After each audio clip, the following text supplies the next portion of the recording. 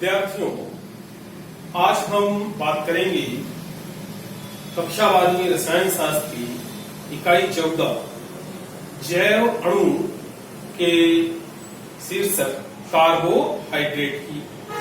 यह शीर्षक अत्यंत महत्वपूर्ण है।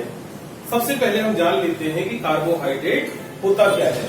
तो बहुत ही आसान सी चीज है, कार्बन, हाइड्रोजन व ऑक्सीजन से बने वे यौगिक जिनका सामान्य सूत्र CxH2O(Y) होता है तथा जो पॉलीहाइड्रोक्सी एल्डिहाइड या पॉलीहाइड्रोक्सी कीटोन होते हैं अथवा जल अपघटन पर बनाते हैं। मतलब पहले से ना हो, लेकिन अगर उनका जल अपघटन कर दिया जाए तो वो पॉलीहाइड्रोक्सी एल्डिहाइड या फिर पॉलीहाइड्रोक्सी कीटोन को बनाते हैं।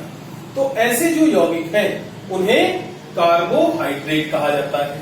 ठीक है, जैसे कि ग्लूकोज, स्टार्च, सेल्यूलोज आदि, ये सारे क्या है, कार्बोहाइड्रेट है।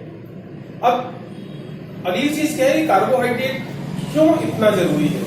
तो कार्बोहाइड्रेट कई जैविक कार्य करता है। तो हम बात करते हैं कार्बोहाइड्रेटों के कुछ जैविक कार्यों की। शरीर को ऊष्मा प्रदान करना कार्बोहाइड्रेट का मुख्य काम है। इसके अलावा विभिन्न कार्यों के लिए जो ऊर्जा हमें प्राप्त होती है उसमें भी कार्बोहाइड्रेट की मुख्य भूमिका होती है या कार्बोहाइड्रेट से ही हमें प्राप्त होती है।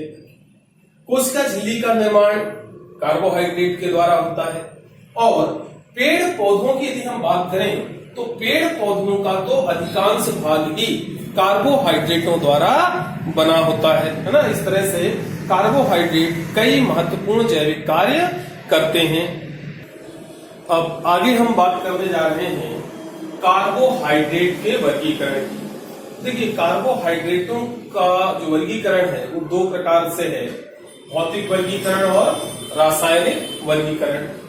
भौतिक गुण जैसे स्वाद के आधार पर जो वर्गीकरण है वह भौतिक वर्गीकरण कहलाता है, और रासायनिक गुण जैसे जल अपघटन व आणविक संरचना के आधार पर जो कार्बोहाइड्रेट का वर्गीकरण है उसे रासायनिक वर्गीकरण कहते हैं।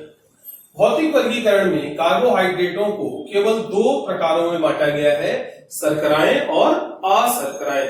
ऐसे कार्बोहाइड्रेट जो स्वाद में मीठे होते हैं उन्हें शर्कराएं कहा जाता है, जैसे ग्लूकोज, और जो स्वाद में मीठे नहीं होते हैं उन्हें अशर्कराएं कहा जाता है, जैसे स्टार्च। और रासायनिक वर्गीकरण में रासायनिक गुण, जल अपघटन और आणविक संरचना को ध्यान में रखते हुए कार्बोहाइड्रेटों को तीन प्रकारों में मूलतः बांटा जाता है, मोनोसैकेराइड, ऑलिगोसैकेराइड और पॉलीसैकेराइड। जो सरलतम कार्बोहाइड्रेट हैं उन्हें मोनोसैकेराइड कहा जाता है। इनमें उपस्थित क्रियात्मक समूह के आधार पर पुनः दो प्रकारों में बांटते हैं, एल्डोज और कीटोस।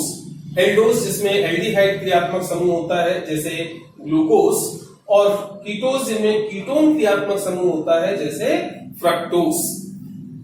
दूसरा है ऑलिगोसैकेराइड।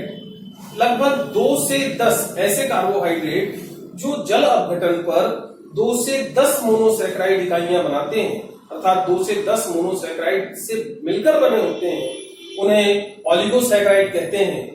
अब जल अपघटन पर ये कितने मोनोसैकेराइड इकाइयां उत्पन्न करते हैं उसके आधार पर इन्हें पुनः कई प्रकारों में बांटा जाता है, जैसे डाइसैकेराइड जो जल अपघटन पर 2 मोनोसैकेराइड इकाइयां देते हैं, जैसे लैक्टोज।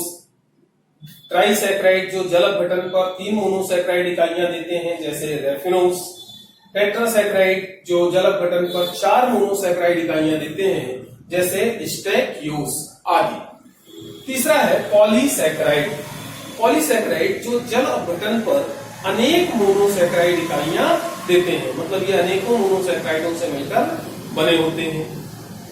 मोनोसैकेराइड इकाइयां एक समान है या भिन्न भिन्न है उसके आधार पर इन्हें पुनः दो प्रकारों में बांटा जाता है, सम पॉलीसैकेराइड और विषम पॉलीसैकेराइड। सम पॉलीसैकेराइड जैसे स्टार्च अर्थात जो केवल एक जैसी मोनोसैकेराइड इकाइयों से बने होते हैं, और विषम पॉलीसैकेराइड जैसे ग्लाइकोजन जो 2 या 2 से अधिक प्रकार की मोनोसैकेराइड इकाइयों से बने होते हैं। ठीक है, तो ये साधारण सा सिंपल सा कार्बोहाइड्रेट का वर्गीकरण है। आज के लिए इतना ही रहने देते हैं। आगे हम अन्य शीर्षकों पर इस इकाई के बात करेंगे अपनी अगली क्लास में।